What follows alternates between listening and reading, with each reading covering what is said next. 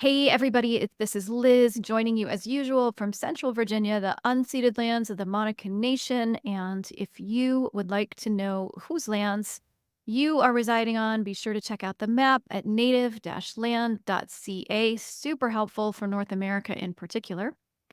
And yeah, so glad you're tuning in today. And as always, if you are interested in learning more about the sacred feminine, there's all kinds of ways you can do that. This is the 93rd episode of the show, I think. So there's a lot of people that you can learn from. But if you want to learn from me, you can check out my award-winning book, Home to Her, Walking the Transformative Path of the Sacred Feminine, which is available wherever you buy your books. You can check out the classes and the retreats that are coming up via the Home to Her Academy at hometoheracademy.com. You can follow me on social at Home to Her on Facebook and Instagram.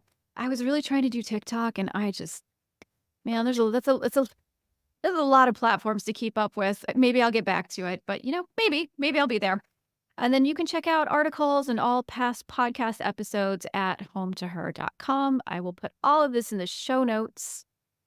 And if you are a regular listener, I would love for you to leave a review of this show wherever you access it. It helps other people find it, and Goddess knows we need easy access to this kind of information. And as always, feel free to reach out to me with your thoughts, your comments, your feedback, your suggestions. You can email me or you can contact me via social. That's a really good way to do it too. But I love hearing what you're thinking. I love hearing from you. So please do that. And okay, on with the show. So I'm super excited to have a repeat guest today. I've only had a few repeat guests in the whole time. I've been doing this for 4.5 years now, right? Yeah, so that means I think they're pretty damn cool. And that is absolutely true with my guest today. She first joined me back in 2022. We had a really phenomenal conversation. Then we got to meet in person, and I already knew she was cool, and that just cemented it. And she's back now to talk to us about an upcoming book that she's got, and also one of my favorite subjects, which is this idea of rewilding ourselves and the world. Oh, I just feel good even saying that. So let me go ahead and introduce her to you. Byron Ballard is a ritualist, teacher, gardener, and author of multiple books, including oh man, it's Staubs and Ditchwater, right? I've read it. I just thank you. Staubs and Ditchwater, a friendly and useful introduction to Hillfolks Hoodoo, Earthworks, Ceremonies and Tower Time, Seasons of a Magical Life, and the forthcoming Feral Church. Known as Asheville, North Carolina's village witch, Byron specializes in folk magic and folkways of the surrounding Appalachian Mountains, where she and her family have hailed from for 4 generations. Byron is also a senior priestess and co-founder of the Mother Grove Goddess Temple, a nonprofit church with a focus on the many forms of the divine feminine. And her work as a pagan priestess has her regularly performing rituals and ceremonies for locals and also traveling all over the place. And Byron is joining us from her home today in Asheville, North Carolina. Yay, she's back. Byron, welcome, welcome. Oh, I didn't realize you don't have repeat visitors. That's very exciting. I feel very important. You should. The spirit of what you said, I will say that I live on Cherokee land, and I live above the section of the French Broad River that was called Takiasti, which means racing waters. And I'm very, very much aware that we are not the first people on this land, nor were the Cherokee for that matter. But yes, let's honor those ancestors of the land and our ancestors as well. It's always good to see you. I know. It's good to see you too. It's better to see you in person, but this'll do. It is. And the last time we saw each other in person, it was a camping event. So we were mostly at night around a fire, so we didn't see much of each other really anyway. We just hung That's out. true. That's very true. That's very true. Well, and I feel like we're kind of leaping right into this topic, which, by the way, if y'all listen to the show on a regular basis, you know that I usually start with asking my guests about their spiritual background and their relationship to the sacred feminine, and we covered all that the first time that Byron was on the show, so I'm going to put that in the show notes if y'all want to go check that out and hear that part of her story. You should. That was an amazing conversation. But I kind of am feeling like want to talk about this topic of feral church, and I feel like we're already dancing around it. One is I'm like, I just kind of want to go right there. Go there. What Go, go, go. Yeah, what you said about the indigenous, the Cherokee, that you're on Cherokee land, and I named it I'm on land of the Monacan Nation. And so I'm immediately thinking of, like, to me, when we think about nature, in this place, in this country, this is very tied up to the original peoples that tended the land, that would have had a deep relationship to place. And so I'm curious, just right out of the gate, and I want to talk about what it means to have feral church and all that, but just even thinking about that concept, how does that weave with your understanding of indigenous relationship to place? Like, was that kind of in your head as you were thinking about approaching this topic? It's always in my head. Mm. I think in my intro in the bio, you said my family's been here 4 generations, and my family's been here more like 350 years. So we have been 5 generations of my family in the neighborhood in which I'm sitting right now. And before that, it was neighboring counties. We were in the counties on 3 sides of the county I live in now. So yeah, been here a long time, family been here a long time, and I say that I haven't been able to get away from here, nor have any of us really, that we have these kind of weird, gnarly roots. And I was talking actually to a Cherokee friend of mine, and if you don't know her, you need to know her. Her name's Jody Noe, Dr. Jody Noe, who lives in Connecticut. And we talk a lot about land and land-based spirituality. But when we were talking about how long my family had been here, she laughed and she said, "Well, you've been here almost as long as we have." So yeah, a long, long time. And because of that, and because of relative levels of poverty, I feel like I've been very close to this land for a long time. As a child, I grew up in a very rural area and grew up with a family that left me alone and left me to my own devices. Mm. And lately, I've thought about the word neglect and neglectful. And I was fortunate because if in fact we can apply that word to my early life with my family, primarily my mother, who did not work outside the home. She just turned me loose. In the morning, I went out the door when I was not in school, and I knew to be back by dark. But other than that, she didn't seem to monitor me very much. So I've been on the land and with the land, and the way I describe it is it's not my land. It's not even the Cherokee land. It is the land with which we dwell, and it can't be owned. People can claim they own it and spend a lot of money, frankly, pretending they own it, and they can do all sorts of damage to it. But the reality is no one can own that it is its own entity and cannot be owned. Yes. What were we talking about? I just went off on a rant. No, I mean, I think you wove it back together. I was just asking about, indigenous peoples being on the land and how that kind of plays into this idea of feral Yes. church. And I feel like you kind of wove it together. And what I was thinking as you were saying that, and I feel like when I say this, you'll be like, well, duh. But for me, it's been kind of a thing that's become much more clear for me for the last couple of years is the importance of place and location to our spiritual work and to our magical work. Like, case in point, I have had a practice of rooting to the earth for years. And, I think we do these things. I don't know. I'd love to hear your perspective on this, but we do these things over and over. And eventually they root in us. It's like, oh, now I get, sometimes you just got to kind of do stuff, rote a little bit until you like really start to feel it, right? And what came clear to me a few years ago was how important location is to that practice, that it's not a philosophical up in the head thing. It is a down in the ground thing. And the more that you are actually in tune to your place, the stronger that root is going to be, which just seems so obvious. But for me, like, I don't know. I don't think I understood that until like even moving to Virginia. And I'm like, wait a minute, rooting here is completely different than rooting in California. Completely different. The land is different. It's all different, and everything gets more powerful, I think, when we start to understand ourselves in relationship to place. Oh, absolutely. There's no question about that. Yeah, the whole grounding piece is interesting in a dominant culture that seems to do a lot of moving around.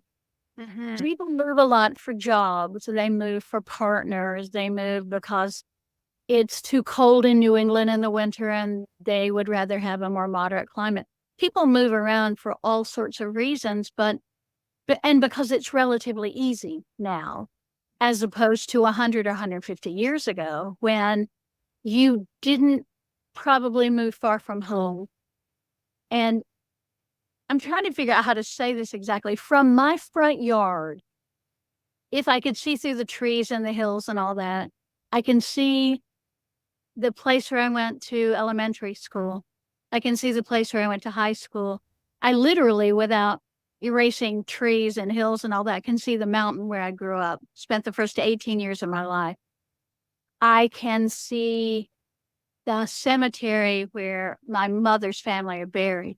I mean, I can, if you could see it as the crow flies, I could stand in my front yard and see all of those things. But I'm really unusual because most people are not like that in the modern world. And I love to ask people, where are you from?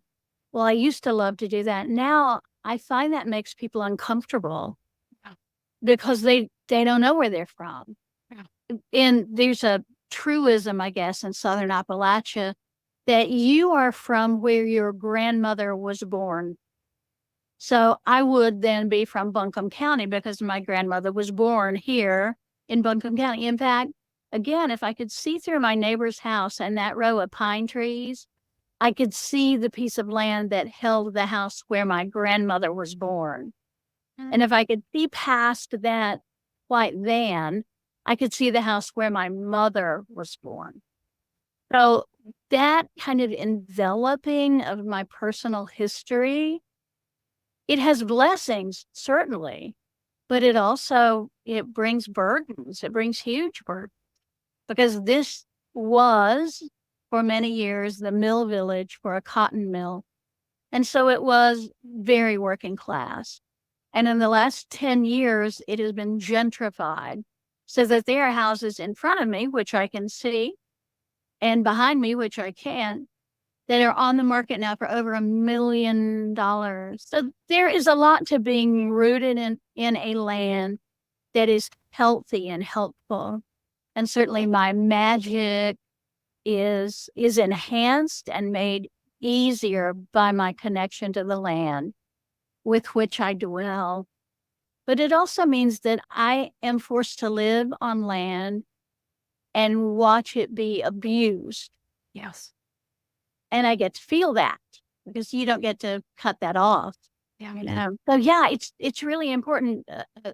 For example, when I got back from my Ohio tour, as I refer to it, the tour of far Ohio, At the far land of Ohio. far land of Ohio, it had been, as you know, terribly hot, record-breaking heat on a couple of days here, and no rain. 2 days ago, I posted in my socials a picture of an eggshell, and the people who know about that know that that is a weather working. And I said, if you live in an area that is dry, and you feel it's important to get some moisture, to get some rain, you know what to do. So I didn't explain the working because it can be a pretty intense working, and we don't want to flood the places that are not flooding. So this morning we got rain. And part of that is because I know the land with which I dwell, and I also know the weather working to do that. But also, I don't do that casually. I listen to the land. And if I am panicking because look at my pasty face, I can't do heat, and I certainly can't do dry. Both of those things are just horrendous to me. So I may be feeling a level of stress that the land itself is like, it's just a dry spell in June. I don't know what you're freaking out about. So if I feel that from the trees, I mean, you're going to feel that from annuals because they freak out all the time. They're very emotional. Cucumbers, very emotional. So if I feel it from the oak tree and the big maple tree, and they're like, this is not feeling very good, then I'll do the work. But it's because of my connection to the land that I feel that it's time to do that. It's not because I go, oh, it's so hot and I'm so powerful. I have an idea. Why don't I call a storm? Well, that is not right. And it's not healthy. And it's a mistake. It's a bad use of ability, frankly. Yeah, it just makes me really think of us folks that have been perhaps shaped by settler values first. And then I'm just thinking of like the individuality of our culture and capitalism and like the quick and easy, and even like that idea of understanding our personal power, which is important. I mean, we have it, like we should be employing it, but without that tempering and understanding of responsibility that comes from recognizing yourself as belonging to a system. It's not about you as the individual, right? It's about you and your place in this bigger ecosystem. And that includes relationship to land. If we're not holding that, then we're like, I feel like I've heard Indigenous people talk to us as like, we're like toddlers, we're like children, like just like kind of bumbling around and breaking shit. And yeah, not holding it with responsibility. Well, and I would suggest that's less settler culture than it is urban culture. Mm, Because urban people feel so completely separate from land. And yeah. yeah, it's easy to be out in the middle of, 100-acre national forest and go, whoa, I'm so connected to the land and the energy of this place. It's harder if you're an urban person, but that's still the earth. Every bit of the material that is the urban human construct comes out of this planet. It's not imported from Mars. And so the more we can think about the skin that is on the land. So if you're a rural person, you deal with the skin on the land. You want to enhance the soil so you have a good garden or a thriving orchard. You want to make sure there aren't toxins in your land as much as you can. You're going to be ostensibly more in touch with soil than people in the urban setting, but people in cities are also deep into the heart of land. Yeah. And we don't talk about that nearly enough. Every pagan I know practically is like, oh, it's so hard now living in the city. But when I get to move out onto the land, when I get to move to the country, and most of these people will never move to the country. They might move to the suburbs and have a big backyard, but they're not going to move to the country. And so helping people understand that a built environment is still environment is really, really important. That you can access land spirits and ancestors and all that from a city as easily as you can from your big suburban backyard or from the middle of a national forest. The techniques may be a little bit different, but mostly it's your attitude. If you feel like you are walled off from land and oh, I can't touch it. I can't be part of it because it's concrete and it's steel and all that. Well, embrace that. Embrace what steel is. Steel is extraordinary. Concrete is extraordinary. And when you can put your hands on the pavement of a major city, you feel the energy and the lifeblood, not only of that urban human structure, but you feel the lifeblood of the land and the soil underneath it. And that's powerful and it's palpable. Well, I feel like this is kind of a perfect tee up into talking about this concept of your latest book, Feral Church, which I just like as soon as I heard the title, I'm like, yes. Yeah, let's talk about it. Where did the idea come from? Yeah. Okay, I'm going to try to be brief about this. Don't be brief. You just we, take your time. we will hear more and more about this as the time ripens.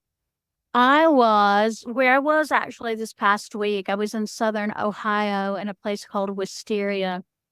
And Wisteria is a 600 plus acre nature preserve that is also a campground and event center. I was there when we learned that Carol Christ had died. And I never knew her. I always felt like she was a teacher, but I never had the privilege of studying directly with her. And for But listeners that haven't heard of her, can you tell them who she is? she is one of the foremothers of the modern goddess movement. Yep. She wrote some incredible books. She wrote some incredible short pieces that appear in different places. The best I can tell you is Google her name, Carol P. Christ, Dr. Carol Christ, and look at some of the things that she's written and drink them in. So she died, and I mourned her and was sitting in a chair drinking coffee laced with whiskey, to be honest. And several other women that I knew came around, and we were saying, oh, this is so horrible. We had known she'd been ill for some time, so it was not a surprise, but still, you know how that is. It's still a punch in the gut. So I'm on my way home from that event, and me coming home is about 6.5 hours, maybe 7 hours. So I had plenty of time as I'm driving through the glory that is West Virginia. It was extraordinary. Green, a million shades of green. And the whole time I'm hearing in my head, you need to write a book about the goddess. And I was like, no, I don't think so. That's been done. Plenty of those around, plenty of that happening. And I kept resisting it. And I like to think it was Dr. Christ herself being like, tap, tap, tap, tap, tap, tag, you're it. But no matter who it was, whether it was my subconscious or my guilty conscience or ancestors or notable goddess theologians, I finally answered myself as I kept saying, why me? Why me? Well, why me is that I've always, my entire life, been a goddess worshiper. And one of 8 people altogether who started a goddess temple that's been around for 18 years. So why not me? And it's time now for the next batch of goddess theology. Because we had a lot of that in the 80s, early 90s, and since then, many things have kind of roiled through that. So it was time for I'm not going to say a new approach, because veneration is veneration, and you will choose your venerative process. That I don't believe anybody gets to tell other people how they can worship. But it was time to look at it a little differently. And the phrase a feral church came into my head, and I used it long before the book was even halfway finished. I was saying feral church, it's feral church. And when I went to the first publisher, who is not the group that actually published it, they sat on the book for 11, almost 12 months because they weren't sure how to do it. Because, ooh, goddess, ooh. And so I withdrew that proposal, and then I gave it to the group I'm currently working with, which is Llewellyn Books. And they said, well, yeah, of course. But even they have been a little reticent about the concept of doing a book with the word goddess in the title. Mm. And I think because they think, and rightly so, that there's going to be some backlash about that. When we started Mother Grove Goddess Temple, I was doing a lot of interfaith at the time, and there were Episcopal priests who came to me and said, a goddess temple, how very cool. Listen, if you are going to build a temple, you need to immediately put an endowment in place, because we just had to replace the roof on our historical building, and it was $1 million. So make sure, get an endowment. Another priest said, if you're going to put in a playground, we just did that. So it's very specific, the kind of things you can and can't do. So let me know. I'll give you my pamphlets. I'll connect you with our guy. And a Baptist preacher who was a friend said, you're going to need a special kind of insurance for a church. So when you're ready for that insurance, you come to me. I'll take you to my guy, and we'll figure out how we can get that need met. So they were incredibly supportive. The people who were not supportive were, in fact, some members of the pagan community. because their immediate question was, what about the God? Well, what about the God? And I explained as gently as I could for someone who is in the fervor of starting a brand new thing. I said, well, it's a goddess temple. That's what we all feel we've been called to create, a goddess temple. And so if you are interested in doing a temple for the god, I'm glad to walk you through our process of how we did our articles of incorporation, how we are doing our federal papers. I'm glad to walk you through that, but this is a goddess. And then I heard, well, pagans have so little money. Wouldn't it be better to do a temple that's like a goddess and a god temple? And we were very clear, and we are still clear to this very day, that we are a place where you can celebrate the goddess, the goddesses, the divine feminine, the female divine, however it is, you wrap words around that concept. So if you are someone who loves the Blessed Virgin, but you really don't want to be Catholic, you can come to us because she's here with us. If you love the Shekinah, she's here with us. If you have been deeply acculturated into your African ancestry, but you still find yourself going to an AME church, but you would like a little more Yoruban, Yemaya, Oshun stuff, come to us.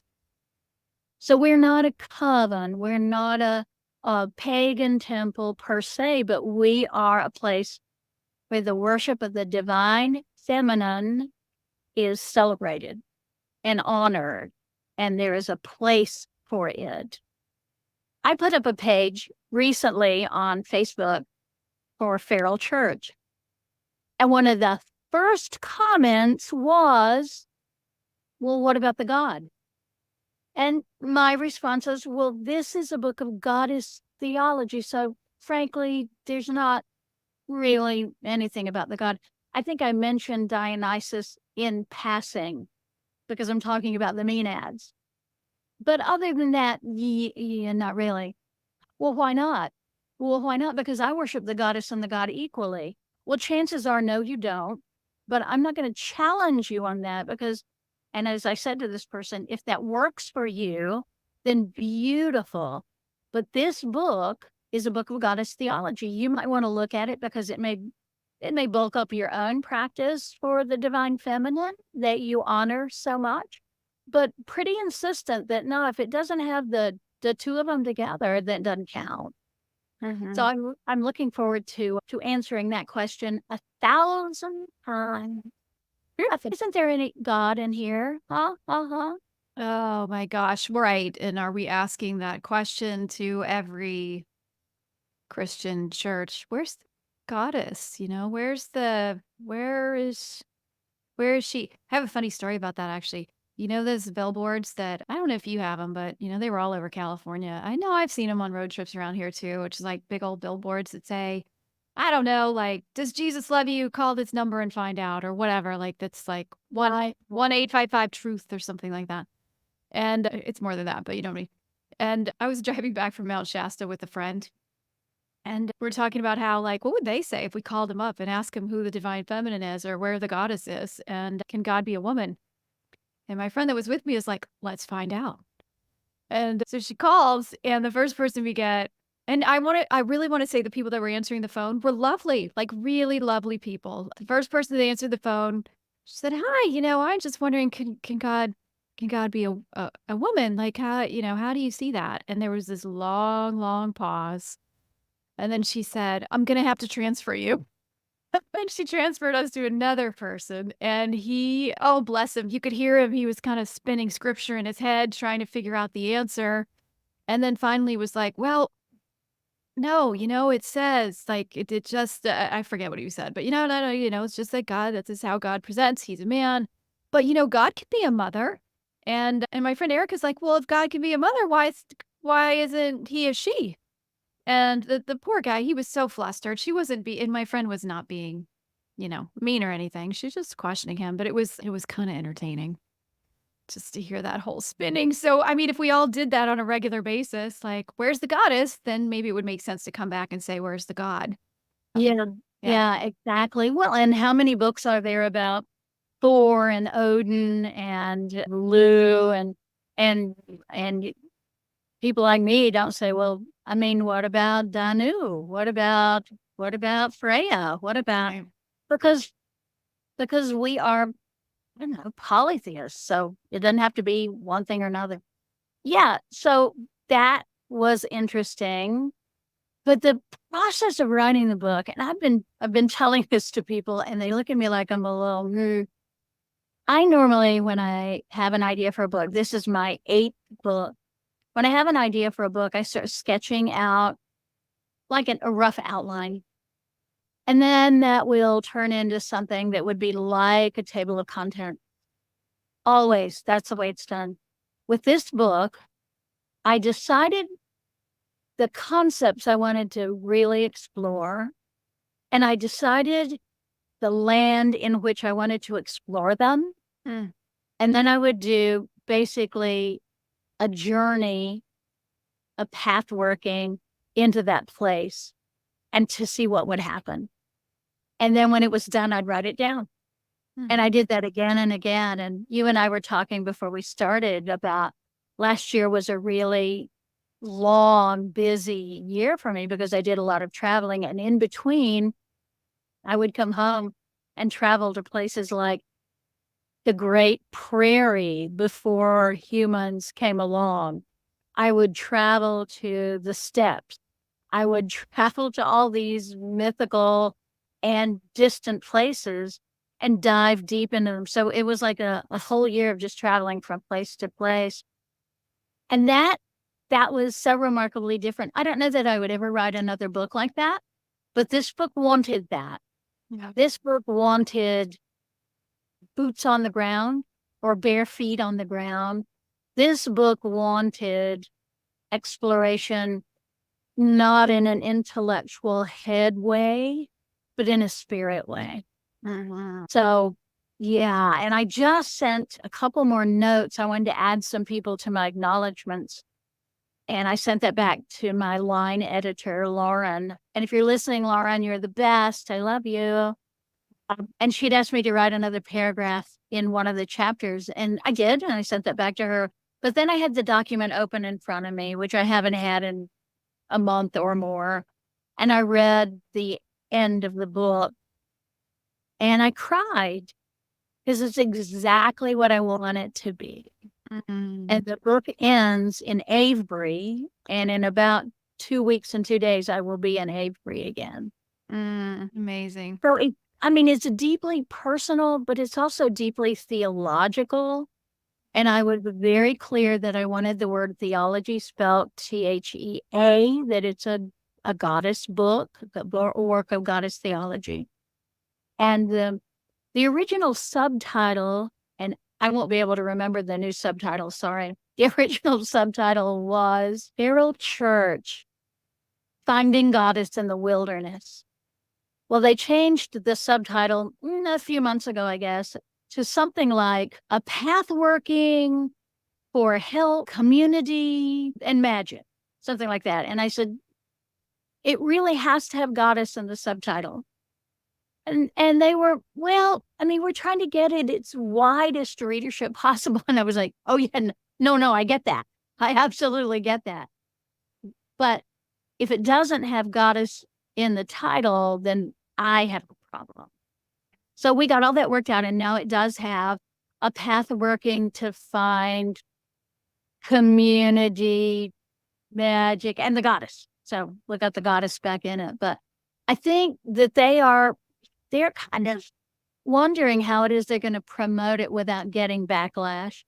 But we're going to get it, and we need to understand that part of the reason this book had to happen, part of the reason you do the work you do, is that we don't take goddess seriously. Yes.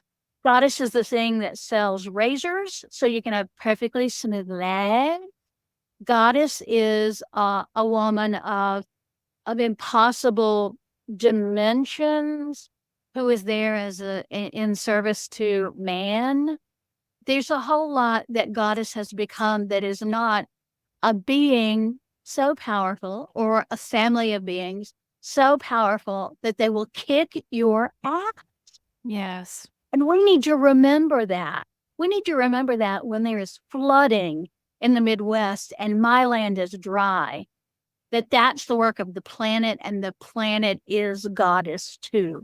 Yeah. So if you think goddess is some soft, loving, I want you to remember back to the 60s with that margarine commercial where a woman dressed in a green leafy head wreath and a green outfit is given this tub of margarine. She tastes it and says, "Oh, I love butter," or whatever. And they say it's margarine. And she goes, "It's not nice to fool Mother Nature." And then she goes, "Oh." So we need to remember that concept, that being, those beings that we wrap this around are beings of immense power and great authority. And they are done with being demoted in the way that they /we have been demoted for 6,000 years. Done. Yeah. Done. Yes. Preach, since we're in church. And I wanted to ask you, I feel like we're kind of dancing around it, but I want to ask you to be explicit because I feel it feels so important to me to help us connect the dots between that concept of being feral and the goddess and the divine feminine and how you see those things coming together. Like to me, it's a very felt sense, but I wonder if you could talk about that some. Well, it's hard for us to talk about because we are so incredibly not free. And feral is free. Yeah. The primacy of freedom cannot be understated. So if you are a feral cat, you may not live a very long life, but you live it the way you intend to live it. And the idea that church, this thing that is a big building that requires insurance and it requires a new roof and you got to get all the seats filled with some bottoms that have a little bit of money to help with the upkeep of what you're doing. That's what church has become for us. Yeah. Church has become for many of us that status that you achieve so you don't have to pay taxes on your land and building. Yeah. Church is more than that. And and this is the first time I'm saying this in a really public way, but I feel like what we, not just me, but all of us are doing with the concept of feral church is that we are going into this beautiful, exquisite, ancient building that no longer functions as it used to, that no longer has people like it used to love it and tend it. We're going into that structure and we are pulling out the copper pipes and the wiring, and we're taking away the beautiful carved mantles and the newel posts, and we are renewing them. So I am taking, the movement is taking back things that have been left to languish. And one of those concepts is the idea of a house church. So you may not need a great big building to hold your public rituals in. Maybe you call together 7 other people and you do it at home.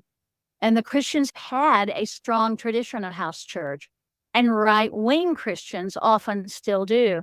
But there's no reason goddess worshipers can't have that. No reason.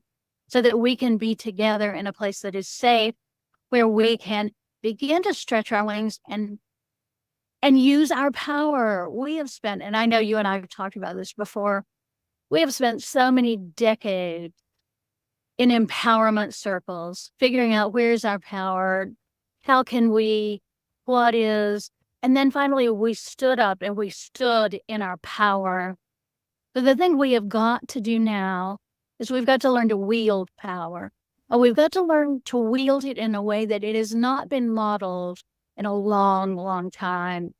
I always refer back to Eisler's Chalice and the Blade, because she was so explicit in that book about, we think power is this thing which is subjugating others, which is being on top, power over versus power with.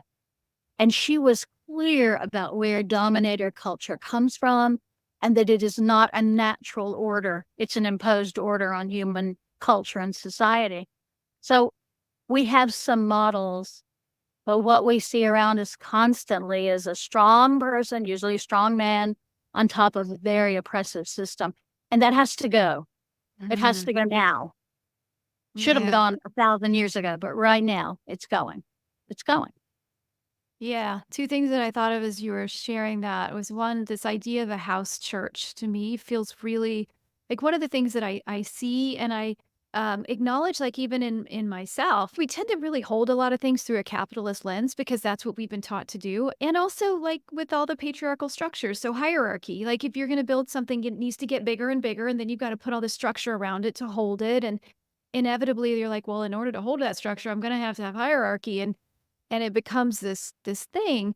And so to me, like the idea of house church is it's fundamentally anti-capitalist in nature. It's just sort of stepping outside of that. And it doesn't have to be like, oh, this is intentional to burn this shit down. It's also like, no, but this functions outside of that. So when that system collapses, which it's going to, when is the question, but it's going to, this still is gonna hold us because it's not beholden. It wasn't built on those, that foundation that has to go along with capitalism. And so to me, it just makes sense. It's about community and it's about holding on to a sense of the sacred outside of this old paradigm that's crumbling. Yeah. And Yeah. and Yeah. we're going fast enough to get out the marble staircases too. We're going to take everything of value that can be repurposed and reused. But all community has to start here.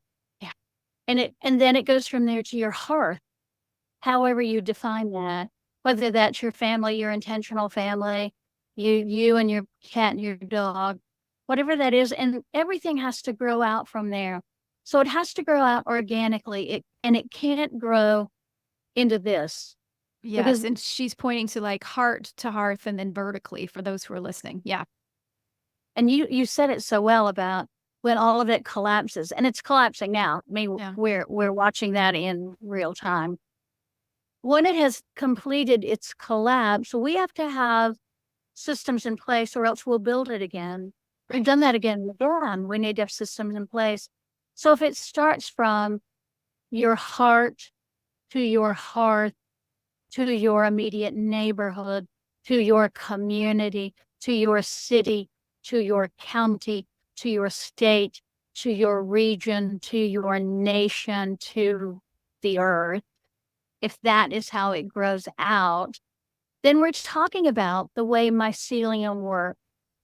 We're also talking about an ancient concept of if you've got a circle that is strong, and let's say that's your house church, your hearth church is probably what that's going to be called. So that's your hearth church and it's strong. And you connect with another hearth church and that's strong. And then you connect with a third hearth church. And then you're starting to create a chain and that's strong. It's stronger than the sum of its parts. But when you move that dimensionally, then what you have is chain mail, and that is incredibly strong. That is the suburban chain link fence that keeps the dog on that side and your kid on this side. And so when we start to look again and again at structures, then we can understand that there is a natural order in the ways that things grow, but there's also an imposed order, and we can work past the imposed order to get the maximum amount of freedom that we can in our search for the feral church. I Free. love that. Yes. The other thing that came up as you were saying that is so something that I've been doing with a friend locally is we just call it emergent ritual. And we get together Mm, on the full moon and we really do not have an agenda. We just listen the day or two before yes. and are like, what's coming forward for you? And it could be very deeply personal, like my personal life's kind of It's a bit of a shit show these days, so like that's guiding me, but like for her, like what's coming forward like that. And we take that and that's our fodder. And then we start to pull in the other elements too. So that could be magic tools. That could be like, I'm really feeling called to bring this particular tarot deck, or I really like this stone from my backyard, which by the way is where I tend to work these days. As a no judgment on your beautiful crystals and stuff. Like everything has purpose, but I'm really, really into place right now. So this stone from my backyard is calling me. I want to bring that. And where on the earth do we want to do this? We try really hard to be outside most of the time if we can. And then we just get in the space and see what's going to happen. And it's fucking cool, first of all, but it feels really powerful. And to me, that I think, and it's right now, it's just she and I because we're very much in the same wavelength. And again, we're just listening. When will be the right time to invite other people into this who are kind of holding that? We just happen to be really on the same energetic frequency, but like what those people will come if and when they need to come and just let it all emerge. And to me, that feels very much like what you're talking about with like hearth church too.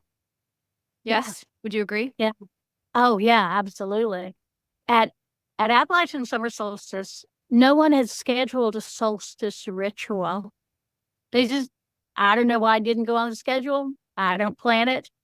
And so I was sitting with some friends and we were saying, what time is solstice tomorrow? Well, we're going to get together. We're going to meet here at your camp. Then we're going to go out and we're going to do something. We don't know what that is. The next morning, another friend, which turned into a group of friends, said, I am so angry. There is not a ritual for the solstice. I want to do a ritual. And I was like, well, we are doing this thing. And she and her friends had gotten a bag of organic meadow flower seed. And there was a place that they'd done some construction and it was all chewed up. And they were going to go there and plant the seeds and put straw over them. And hurrah. And I said, well, why don't we put all that together? Great. So we put all that together. And again, we didn't call the quarters. We didn't have a written statement. We just all kind of circled up and said some things and put our hands over the seeds to imbue them with as much power for fertility as we could. And then we did the thing. And another person was like, well, when is the full moon? That's the same time as solstice, right? And we're like, no, full moon's tomorrow. Well, there's not a full moon ritual. And I was like, we can do a full moon ritual. So we went down to this really beautiful little sacred grove and I had some candles with me and somebody else brought strawberries because it was a strawberry moon. And we just did a full moon ritual. So it doesn't require training. It doesn't require a degree. It doesn't require any of that. What it requires is your open heart and your sincerity and your willingness to make a space where the goddess can be. Yes. Yeah. Yeah, for sure. And what is also coming up, and if people have been listening to the shows that I've done this year, this is a kind of a running theme that I've been exploring.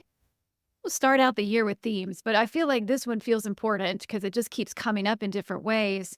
And it is, and I feel like it's speaking to what you're talking about with Feral Church too, which is when we get too focused on the container, then we lose the potentiality of the sacred, like the goddess, if you will. Like she is just like, oh, she's potentiality. She is emergent. And that's the kind of energy that we really need to tap into right now as all these old structures start to crumble. And, the containers of the familiarity and the ritual, even from a pagan perspective, I think can be really helpful. And they're almost reassuring in a way, like this is the way you do it. This is how you do it. And in some ways that makes sense to me because we're calling back to ancestral wisdom, or we're at least trying to, and all that's valuable. And, actually I'm thinking of Carradwin Falling Star, who was one of my first guests on this show, like, way, way back, saying like, oh, I practice magic the way my ancestors did 60,000 years ago. I make it up. Like we don't, we also have to remember that it was emergent. There was no, like, it was just somebody. our group of people that was like, hey, let's try this. This felt powerful. Let's see what's going to come through. And so whatever ritual we're holding, we also have to make space for that energy, which to me is like also what you're talking about with feral church.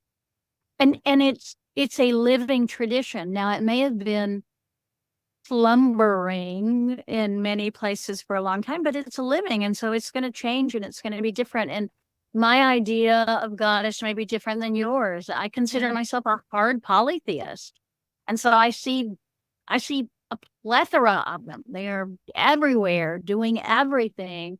But also, I'm an animist. So for me, our big round Mama Earth, that's maybe as much a goddess as any of us really need.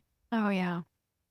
Yeah, and I love that you even just named that because there's sort of there's a paradox in that, right? Like polytheist and animist or like, or it to me, that is the goddess. She's the yes and I'm this Yeah, and this. I'm everywhere. I'm all the things.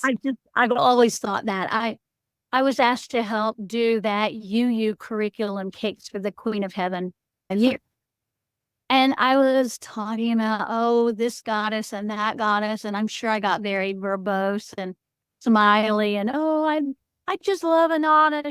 And this retired minister just looked at me kind of funny. And she said, are you saying you think that the goddesses are really real?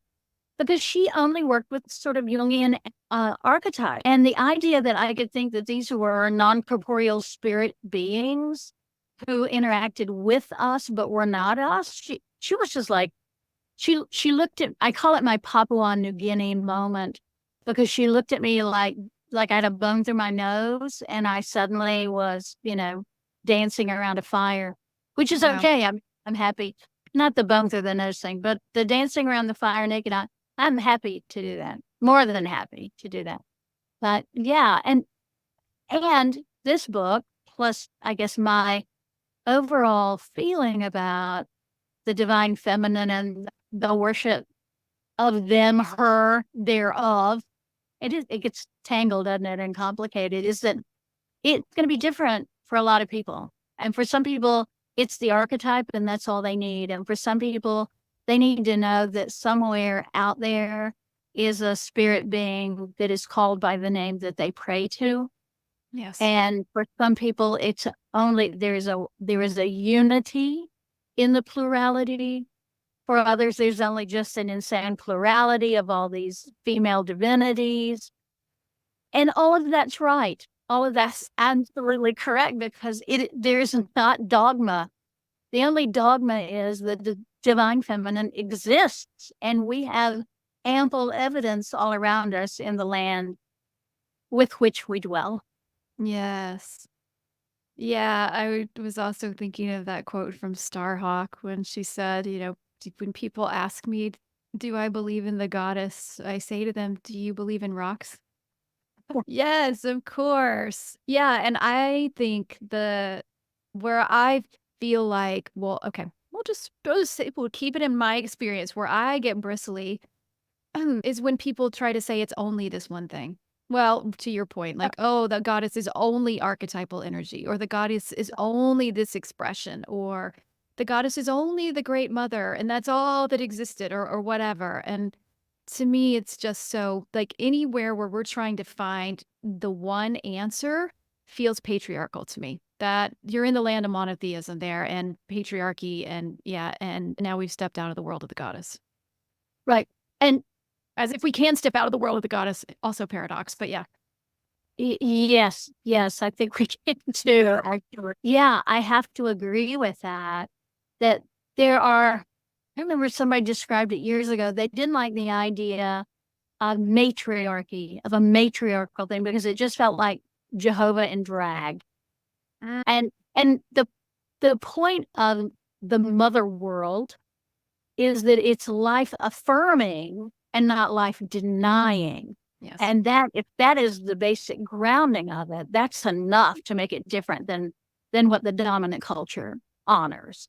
Yes. That it's about living fully. It's about honoring the birthing process and the gestational process, whether they are literal birthing and gestation or they are metaphorical birthing and gestation. So it is both the pain and glory of a child slipping out of a uterus, but it is also the creation of new art and Yes. of new thought forms and of newness that must then be nurtured and tended into a maturity where it can create its own newness. And then it's very different than what we've lived with now for thousands of years. Yes, so much so. I love it. I can't even so we've run out of time. Like, I don't even know how we did that. This was really fast. It doesn't surprise me. I'm so excited for this book of yours. I know it's not coming out for a little bit longer, so who knows? Maybe you'll be my first three-peat and come back and talk to me about it again when it actually comes out. Oh gosh. We have to get you a crown or something. She's gonna have to be like a crown of flowers and vines, since it's feral church That situation. sounds good. Yeah. Kudzu vine. Oh, Yeah, yes. and I will say that the book is available for pre-order, Yeah. and if you pre-order it from my local indie bookstore, which is malaprops.com, MALAPROPS.com, when it comes in, they will call me and I will go sit at a table and I will sign your book for you and put a bookmark in it, and they will ship it off to you. Now, you get your books wherever you normally get books, but if you do it that way, then you get one signed from me. And yeah, some people like that. And I don't do That's it with them. It's a wonderful bookstore. Oh, that's awesome. Okay, so I'm gonna put that in the show notes for sure. Thank you.